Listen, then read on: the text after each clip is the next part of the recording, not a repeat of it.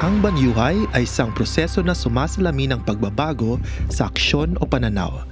Halimbawa ay kung nagpapalit ng pinuno ang pamahalaan o kaya ay binabago ang makalumang paniniwala o ideolohiya. Sa isang bansang tulad ng Pilipinas, kung saan madalas na iniisip na walang pagbabago sa kalakaran sa politika, layunin ng banyuhay na magbukas ng diskurso sa mga pinakamaiinit na isyong pambansa. Ang programang ito ay nakatuon sa pagbibigay ng mga sariwa at makabuluhang pananaw na maaaring magbunsod ng pagbabago sa ating kamalayang sosyo-politikal. Para sa unang season, inihahandog ng Banyuhay Podcast Series ang Uncharted Grounds, The Hidden Side of Charter Change, kung saan susuriin ang paulit-ulit na isyu ng pagbabago sa ating saligang batas. Magandang araw po, Dr. Atienza. Welcome po sa Banyuhay. Magandang araw, Dennis. Salamat sa pag-imbita sa inyong programa. Kami po ay mapalad kasi isa po kayong eksperto sa local government at gusto po sana namin maintindihan yung local government, local autonomy at isa nga po ito sa mga hindi na pag-uusapan pagdating sa charter change. Para po sa ating mga nakikinig, maaari nyo po bang ipaliwanag sa amin kung ano po ba yung local autonomy tsaka ano po ba yung mga local government sa Philippines? Oo. Kasi meron tayong mga local governments. Ang mga local governments ay nasa ilalim ng national government at kung titingnan natin ang konstitusyon natin ay walang yung tinatawag na sovereignty or likas na kapangyarihan. Pero ang 1987 Constitution natin ay nagbibigay naman ng tinatawag na decentralization o kaya ay tinatawag ito na autonomy sa mga local governments. Ibig sabihin, pwedeng magkaroon ng batas at nagkaroon na nga tayo ng batas, yung 1991 Local Government Code at meron tayong sa konstitusyon dapat ay 2 special regions ang mabibigyan ng mas higit na autonomy. Ito ay ang Muslim Mindanao at ang Cordilleras. Pero sa ngayon, sa kasalukuyan, ang nag-iisang local autonomous region natin ay ang nasa Muslim Mindanao. Ito ay dahil nakailang plebisito na sila at nakapagtayo na sila ng isang autonomous government. Sa Cordillera kasi ay isang probinsya lang ang pumayag na magkaroon ng regional autonomy. Kaya hindi naman pwede yun kasi magkaiba ang rehiyon sa probinsya. Ang probinsya kasi sa kasalukuyan yung ating pinakamataas na level ng local government, regular local government, tapos sa ilalim niya ay merong mga cities, pero pwede rin magkaroon ng mga tinatawag na independent cities na hindi na nasa ilalim ng jurisdiction ng ating mga probinsya. Meron ding mga municipalities at ang ating pinaka-basic na local government unit ay yung ating mga barangay. Ngayon, kahit unitary yung sistema ng gobyerno natin, ay sa pamamagitan nga ng mga batas na ito, may mga kapangyarihan at mga responsibilidad ang ating mga local governments. Ang ibig sabihin ng autonomy ay nabibigyan ang mga local governments ng kapangyarihan at responsibilidad na tumugon sa mga problema na nandun mismo sa harap nila. Of course, ito ay naaayon naman sa ano yung sinasabi ng konstitusyon at ano yung sinasabi ng batas. Halimbawa, yung 1991 Local Government Code at saka yung Autonomy Act para sa creation ng BARM. Maraming salamat doon, Dr. Atienza. Dr. Atienza, para sa mga mamamayan, ano po ba ibig sabihin nitong, sa pang-araw-araw na kanilang buhay, ano po ibig sabihin nung may local autonomy yung mga local governments nila? Kasi ako, medyo matagal-tagal na rin pong nagtuturo ng pamahalaan. Pero minsan, ang sinasabi ng mga estudyante ko, dapat yung presidente lang yung sasagot sa ganito, pati sa media, ganyan. Pero pag pinag-usapan natin ang local autonomy, ano po ba yung dapat na ibig sabihin nito sa ating mga mamamayan? Ang ibig sabihin ng local autonomy ay para din yung tayong mga mamamayan ay may karapatan din tayo na punahin at may karapatan din tayong i-check ano ang ginagawa ng ating national government. Ang pagbibigay ng autonomiya o kaya ng yung decentralization ng kapangyarihan sa ating mga local governments ay binibigyan siya ng karapatan na magdesisyon kung ano yung mga problema dun sa lugar niya. At binibigyan din ng papel ang local governments sa mga plano na pang-national. Ibig sabihin, hindi top-down yung decision making. Kasi ang understanding sa local autonomy, mas alam ng local governments ano ang mga problema, ano ang mga issue, ano ang mga kakayahan at kahinaan ng kanilang local government. So, parang bottom-up, halimbawa sa paggawa ng economic development planning, hindi pwedeng top-down na ang national government na lang ang nakakaalam ano ang tama para sa lahat. Dapat may input diyan ang mga local governments. At kung kaya ng local governments na solusyonan na ang problema sa baba, hindi na kailangang presidente ng Pilipinas ang bumaba para bigyan ng pera ang isang, halimbawa ang isang school o kaya ang isang hospital. Kasi nakalagay naman sa mga batas natin na may mga responsibilidad sa mga ito, sa mga serbisyong ito ang ating local governments. Talagang napakalaga ng mga local governments at local autonomy sa ating bansa. Ma'am, sa sinusulong po na charter change, mayroon po bang initiatives or efforts na tumutugon sa issue ng local autonomy? Oo. Simula nitong 2022, ang nakita nating malinaw na isinusulong ng ating administrasyon ay yung economic liberalization sa mga probisyon sa 1987 Constitution. Kasi nga ay sa kasalukuyan, may mga restrictions, 'di ba, sa pagmamay-ari ng public utilities, sa practice ng mga professions, sa educational institutions, sa mass media at sa advertising.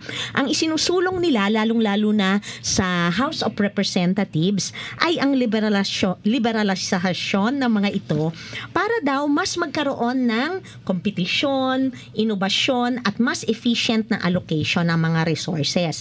Naniniwala sila, dahil nga ito yung konsepto ng liberalization, ay tataas daw ang produksyon, tataas ang kalidad ng buhay at matutugunan yung laging problema natin sa kahirapan.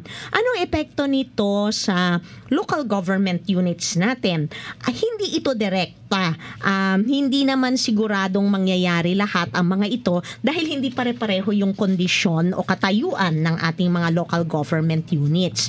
May mga local government units na mas mayaman na, mas maunlad na, at mayroon namang masyadong mga mahihirap. Merong mga local government units na kahit ano ang gawin nila ay hindi sila maka-attract ng investors. Pupunta yung investors dun sa tingin nila mas konti ang gastusin nila.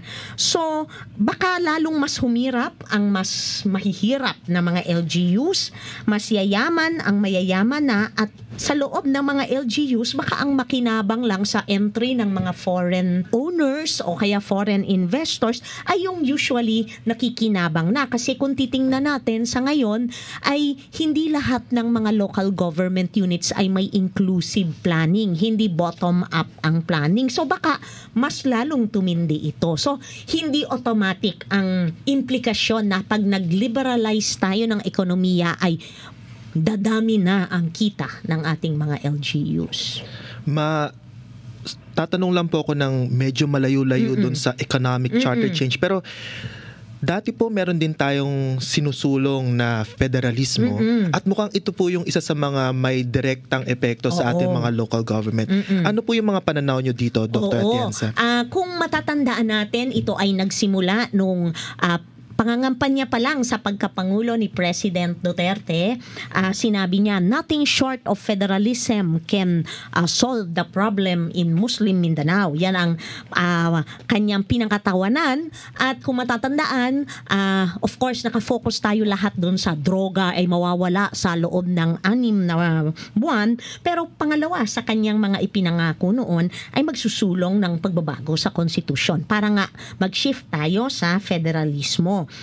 Kung matatandaan natin, isinulong ito sa loob ng 3 taon ng unang bahagi ng administrasyon ng Pangulo. Pero nabigo itong inisyatibong ito kahit nakapagbuo sila nung tinatawag na Draft Bayanihan Constitution. Ang sinasabi nila ay ang federalismo daw ang solusyon sa kawalan ng kapayapaan sa Mindanao, yung problema sa local development at local democracy. Nasabi nila kulang pa yung 1991 Local Government Code. Pero kung matatandaan natin ay hindi automatic na porke nag-federal ang Pilipinas ay matutupad na ang lahat ng ito. Kailangan may mga kondisyon pa tayong makakamit bago talaga magkaroon ng mahuhusay na mga regions. Base sa mga pag-aaral at mismong yung mga economic planners ng presidente ang nagsabi ay masyadong mahal ang federalismo at kung mahirap at maliit pa ang kita ng bansa, hindi natin ma-achieve yung mga national targets natin kung ililipat natin ang pera natin sa mga regional governments. Ang idea kasi ng federalismo ay mag-i-introduce ng regional government sa pagitan ng national government at ng local government. So yung bago makarating sa probinsya, meron kang regional governments na sa federalismo, pantay ang national government at ang regional government or state government sa ibang bansa na may share sila. May sharing sila sa kapangyarihan. Sa ilalim nila, ayun ang local governments. Ngunit, sa kinasamaang palad ay hindi rin naipapaliwanag ng malinaw doon sa Bayanihan Constitution na nabuo sa ilalim ni President Duterte ay walang artikulo tungkol sa ano ang mangyayari sa local governments kung federal na ang sistema. Na nakapagtataka kasi unitary ang sistema natin, lalong-lalo na nung 1973 Constitution, nagkaroon tayo ng devolution under the 1987 Constitution. Parehong konstitusyon na ito ay may separate article on local governments. Nakapagtataka na sa Bayanihan Constitution ay hindi nila nabanggit ano na ang relasyon ng local governments, una sa national government at pangalawa doon sa bubuuing mga regional governments na halos kapantay ang mangyayari kapantay ng national government. Kaya naging malabo iyon at kung matatandaan natin ay may mga governors doon na sinasabi, payag kami sa federalismo pero dapat probinsya na ang magiging equivalent sa mga state governments. Huwag nang mag-create ng dagdag pa na level ng local, ng regional government. Bago po dun sa implikasyon, ma'am, no, doon sa balance of power ng national tsaka local governments. Gusto ko lang sana dagdagan yung sinabi nyo kanina na ano ba yung magiging epekto nito kunyari doon sa ideya na sabihin natin governor na probinsya na yung yung parang state level natin o kaya meron ka pang mga leaders na regional level. Ano po yung magiging implikasyon nito sa politika ng bansa natin, ma'am? Marami na tayong ihahalal. Mas marami tayong pasosweldohin. At kung sa ngayon ay lampas na ng 3 dekada ang 1991 Local Government Code, ay hindi pa, may mga tao na hindi nila alam na may decentralisasyon pala, kaya pala ng barangay na gawin ito, city pala ang responsible dito, ay baka mas lalong maguluhan ang mga tao na, marami pala tayong pasusweldohan, kanino tayo magre-report, kanino tayo magsusumbong, sinong hihinga natin ng tulong. Pero sa isang banda naman, ang goal kasi ng federalismo, lalong-lalo na sa mga bansa na naging successful naman sila, ay mas marami kasing pera o shares na makukuha ang mga regional or state governments. Mas malaki ang kapangyarihan nila at hindi makukuha ng simpleng amyenda sa mga regular na batas ang kapangyarihang ibinigay sa mga regional or state governments. Kasi sa ngayon, may 1991 Local Government Code tayo, meron tayong batas ng otonomiya sa BARM, pero kung nagbago ang pag-iisip at nagbago ang political system sa Pilipinas, makabawiin ang mga ito. Sa karanasan natin ay napakahirap palitan ang konstitusyon. So kung sinabi na federal ang sistema, ay mahirap bawiin ang binigay na kapangyarihan. Pero, syempre, may successful na federal systems, meron ding hindi naging successful. At makikita naman natin yan. sa usapin ng economic development, kasi yun nga ang isinusulong sa ngayon, hindi sigurado na kung nag-federalism tayo ay uunlad na lahat ng mga regions at uunlad na ang mga local government sa ilalim, kasi nakasalalay yan sa kakayahan, sa mga resources na available at sa kagalingan ng mga nagpapaandar ng mga local governments, at siguro nakasalalay din sa kung pipili ang mga tao ng mahuhusay na mga mamumuno, kasi ang laki ng kapangyarihan na ibibigay sa regional government or state government at sa mga local governments. Ma'am, himay-himayin po natin ng bahagya itong napag-usapan natin. No? Lalong-lalo na po doon sa ugnayan ng relasyon ng national government, local government, kapag nagkaroon ka na ng charter change. At siguro maganda din para magkaroon ng ideya yung ating mga tagapakinig, ano yung magiging kaibahan niya sa kung ano ang meron tayo ngayon kapag kunyari na isakatuparan yung charter change. Oo. Pareho po yung economic charter change at yung federalismo po. Kung economic charter change ay hindi gaanong malaki ang pagbabago, ang mababago lang ay pwede nang makisali sa investment at mag-offer ng mga pagtatayo ng mga kumpanya ang mga foreign companies sa mga local government. So, kumbaga, dumami lang ang mga pwedeng alukin ng LGUs na mag-invest sa kanila, imbitahan, at ang hope dyan nga ay kung papasok na ang foreign companies, hopefully ay mag-improve ang mga quality ng local companies sa mga iba't ibang lugar sa Pilipinas. So magkakaroon ng lalong competition. Of course, that's a liberal idea or a liberal hope. At dadami ang trabaho ng mga tao. Of course, that's a hope. May mga nabanggit ko nga na hindi automatic ito. Ngayon, kung babalikan natin yung federalismo, ang implikasyon nito sa local governments ay dalawa ang pakikitunguhan nila na level ng gobyerno, ang national government at ang regional governments. Doon sa isinulong na bayanihang constitution ng panahon ni President Duterte ay hindi naging malinaw ang relasyon ng ano ang magiging relasyon ng local governments sa regional governments or state governments at national governments. Pero kung titingnan natin ang nangyari sa mga ibang bansa, halimbawa sa Malaysia, sa Brazil, may dagdag naman na kapangyarihan ang mga local governments na gawin pa rin, pwede pa rin silang magkaroon ng otonomiya, pero depende nga kung ang magdidikta ay ang konstitusyon or magkaroon ng pwede kasing magkaroon ng mga state constitutions. Baka iba-iba ang mangyari na merong ibang regional governments na mas inclusive. So, may decentralisasyon din at devolution sa local governments. Aktibo ang local governments. Pero, posible din naman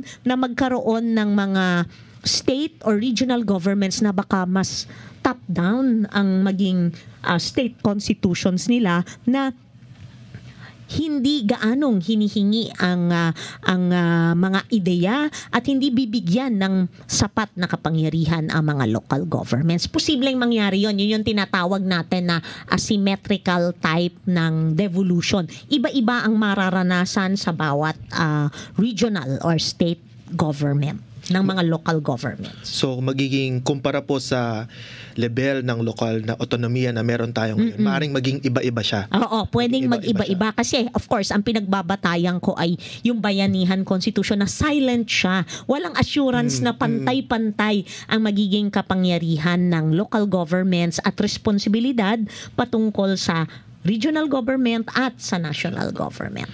Sa ma'am, sa mga nagdaang pagtatangkang baguhin ng ating saligang batas, nabibigyang puwang ba ang mga problema sa lokal na pamahalaan? Siguro yung dalawa na napag-usapan na sa federalismo, ang drivers ba nun, mga local governments? Tapos yung economic charter change ba, nabigyan ba ng puwang ang sa federalismo, syempre ang idea nun, automatic na daw, parang inisip na mga nagsusulong nito na pag binigyan mo ng kapangyarihan itong regional government, automatic na madadagdagan ang resources at magkakaroon ng economic development, yung chances ng economic development sa ilalim, so sa local government. So damay sila dahil maraming resources na ibibigay sa regional governments. Ang assumption nun ay makikinabang din yung nasa baba. But it's an assumption. Hindi din natin sigurado yon. Pero ang isa ring ideya ng federalismo ay magkaroon din ng competition ang mga regions, 'di ba? Ang idea din dito ay para ring yung idea sa decentralization sa 1991 Local Government Code. Binigyan mo ng dagdag na kapangyarihan, gamitin mo ito. Of course, depende nga ito sa kalidad ng mga tao na nandoon sa bawat level ng local government. Pero kung pagtutuunan natin, kasi 'di ba binitawan ni President Duterte itong federalismo pagkatapos ng midterm elections, merong hindi masyadong napansin ng mga tao at hindi rin napansin ng media.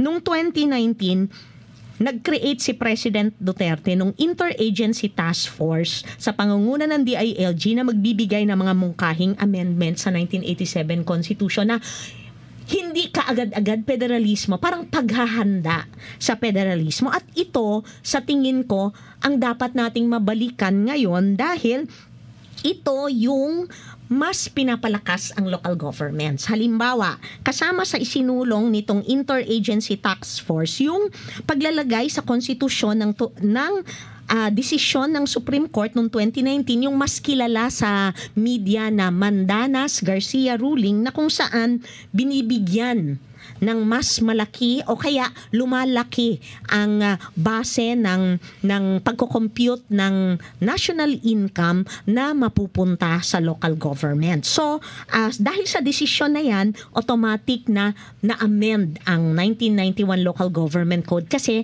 sa Local Government Code, nakalagay doon originally, internal revenue allotments lang ang matatanggap ng local governments. Pero dahil sa Supreme Court decision sa Mandanas ruling, lahat ng koleksyon ng national government, 40% doon ay mapupunta sa local governments. Maganda ring isinusulong nung Interagency Task Force na ilagay din sa local government code, palitan yung kasalukuyang distribution formula ng national tax allotment. Kasi sa kasalukuyan, kahit lumawak dahil sa Mandanas-Garcia ruling ang pwedeng mapunta sa LGUs mula sa national government na pera, pabor pa rin ito sa mga mauunlad na cities. So, mas yumayaman talaga.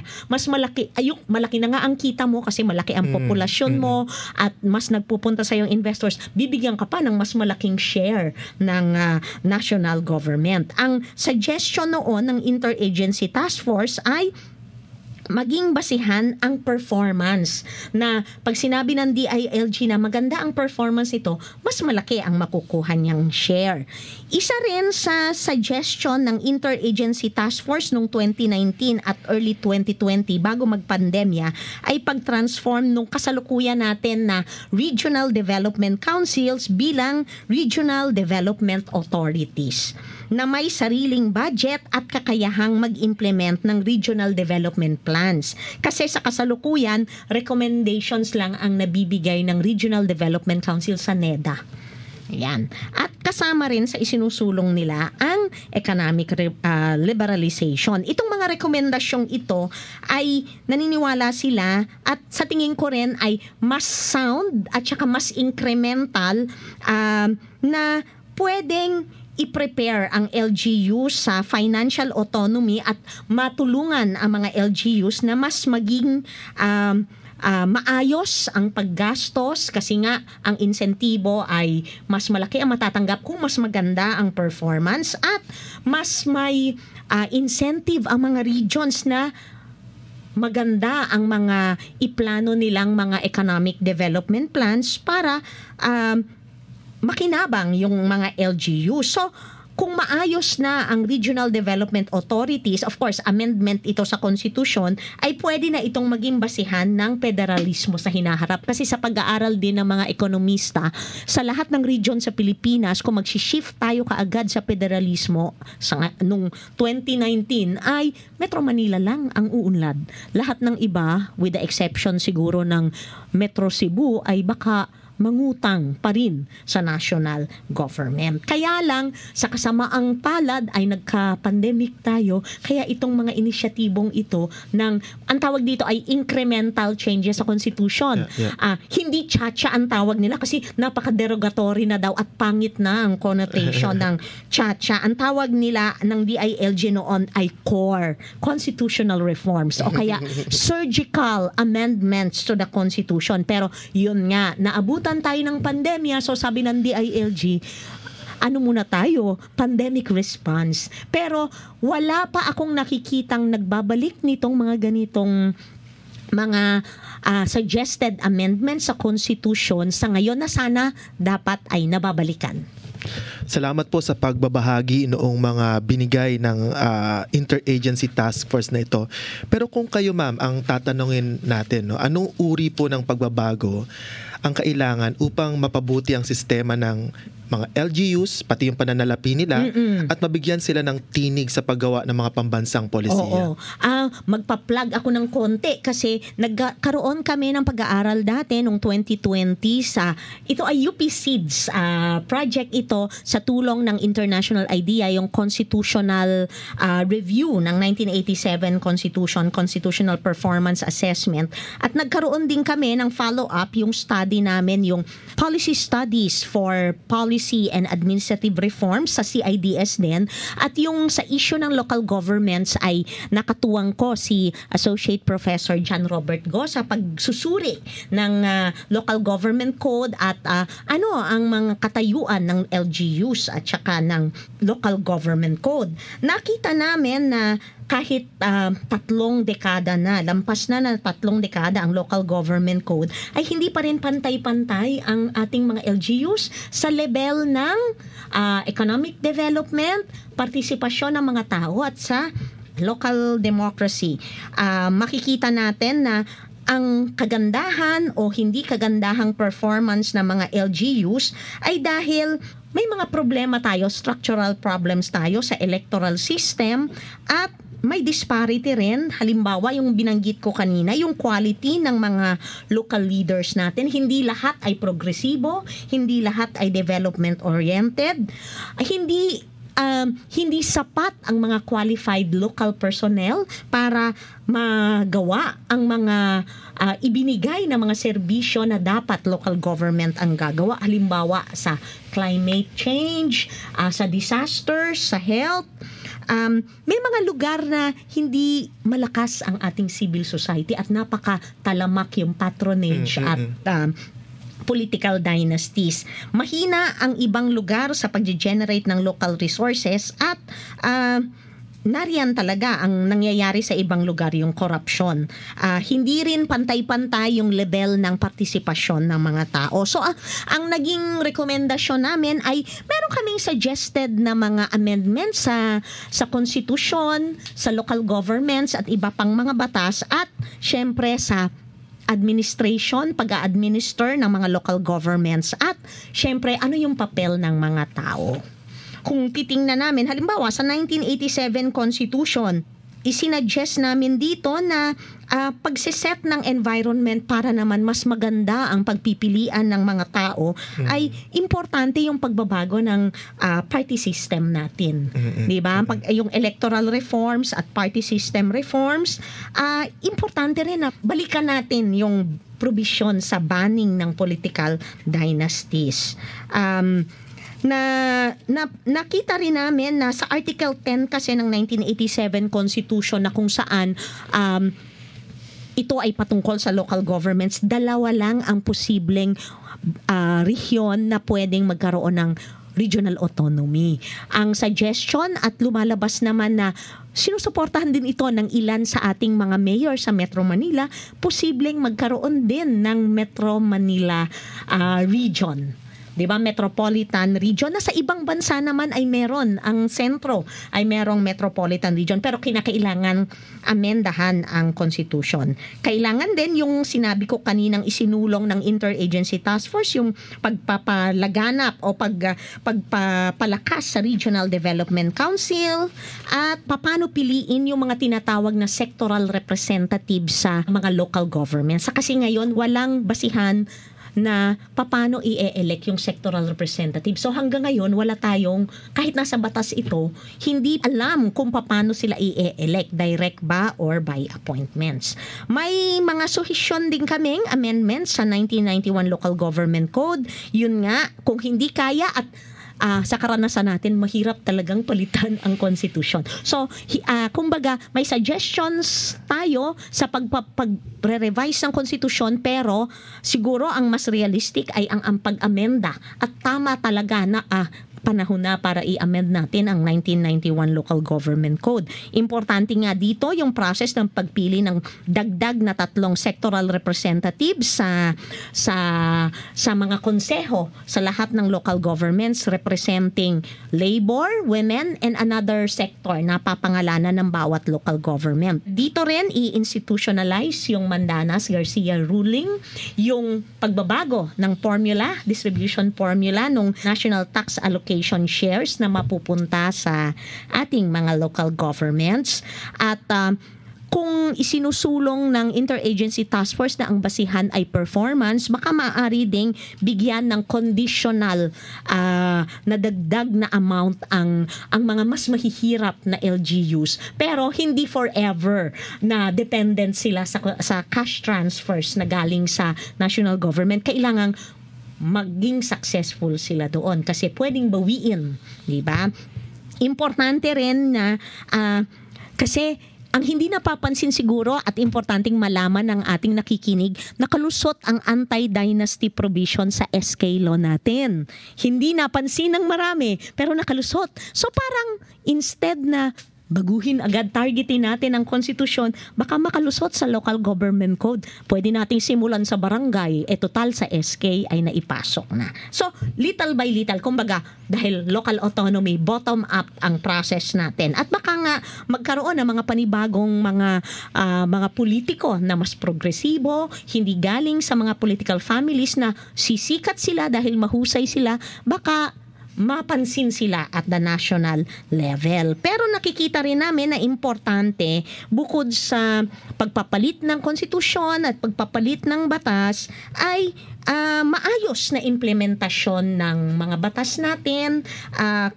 i-improve yung quality ng ating mga nanunungkulan. Hindi nakatuon tayo lagi sa mga inihahalal natin. Kailangan din natin yung local bureaucracy natin ay i-professionalize.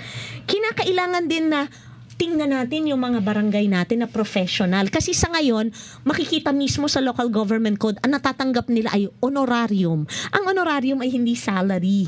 Ibig sabihin, ang tingin natin ay hindi sila kapantay ng mga ibang mga civil servants natin. Kung mapoprofessionalize natin ang pagtingin natin sa mga barangays, baka mas maraming magka-interest na tumakbo sa mga barangays. At na-feel naman natin sigurong lahat ang hirap ng buhay natin pagpalpak ang barangay natin nung panahon ng lockdown at saka pandemic. Pero siguro isang napaka-importante ay pwede nating palitan ang konstitusyon, pwede nating palitan ang mga batas, improve natin ang quality ng ating local bureaucrats at saka local politicians. Pero importante ang papel ng civil society at mga tao. Importante na maiangat natin ang impormasyon at edukasyon ng mga tao para ma-appreciate nila na sa mas mababang level, marami pang pwedeng gawin. At yung accountability na hinihingi natin sa ating presidente, vice-presidente, congressman at senator, dapat singilin din natin ang ating mga local government. So dapat yung appreciation natin dun sa demokrasya, hindi lang sa national level. Kasi sa ngayon ay may kapangyarihan na yung ating mga local governments. At siguro itong programang ito, tayo sa academe, ang media at marami pang mga civil society organizations ay dapat ipaalala sa ating mga mamamayan na importante ring pansinin natin ang local governments kasi lagi tayo nakataon sa national, hindi natin alam ninanakaw na pala ang pera natin at the local government level. Hingi tayo ng hingi kay BBM at kay VP Sara ng ayuda. Actually, yung serbisyo sa health, sa social services, responsibilidad na ng local governments. Pagka lang nagiging malaki ang disaster, hindi talaga kaya ng local governments, kaya doon papasok at katuwang ang national government.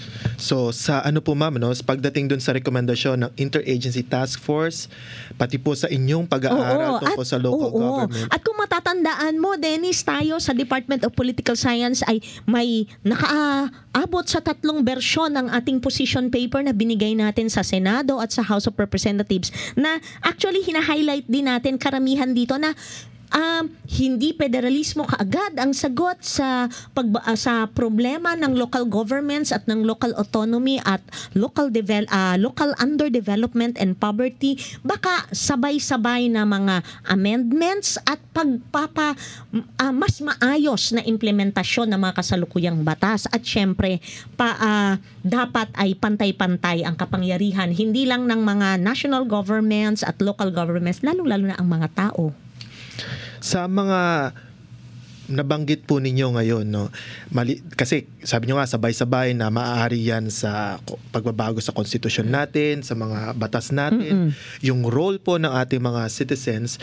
Ano po yung mga mensahe ninyo pagdating sa ating mga tao na nagsusulong ng pagbabago sa ating saligang batas? Oo. Doon sa mga nagsusulong ng pagbabago, Siyempre, iba-iba rin naman kasi ang mga dahilan bakit nagsusulong tayo. Pero ang siguro hiling ko sa kanila ay mas maipaliwanag nila sa mga tao bakit nila isinusulong ito. At hindi dadaanin sa ayuda o kaya bayad, bibigyan ng kaunting pera para pumayag at suportahan ng mga tao. So, kailangan talaga na maipaliwanag nila at paano maapektuhan ang pamumuhay ng mga tao. Kailangan ng paliwanag. Sa tingin ko ay dito nagkulang kahit nung panahon ni President Duterte. Napunta kasi sa parang promotion na agad ng federalism. Hindi muna nagtatanong sa mga tao, kailangan nyo ba to? Naintindihan nyo ba to? At lumabas sa survey, di ba? Di naman pala naintindihan ng mga tao ano ang federalismo.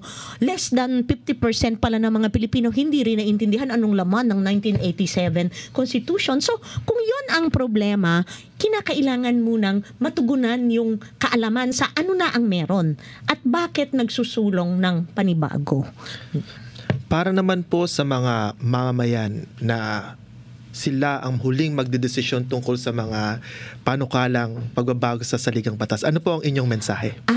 Kailangang manuri at kailangan alamin natin ano ang meron tayo sa kasalukuyan. Ano ang nasa batas, ano ang intindihin, ano ang nasa konstitusyon, ano ang nasa mga batas, halimbawa sa local government code, at sa tingin ba nila ay maayos ito, naiimplementa ba ito? Kung hindi nai-implement kasi meron pa tayong mga provision sa konstitusyon at sa 1991 local government code na hindi pa actually naipapasa or naipapatupad at hindi pa talaga nai-implement. Baka kailangang i-push muna ang mga ito.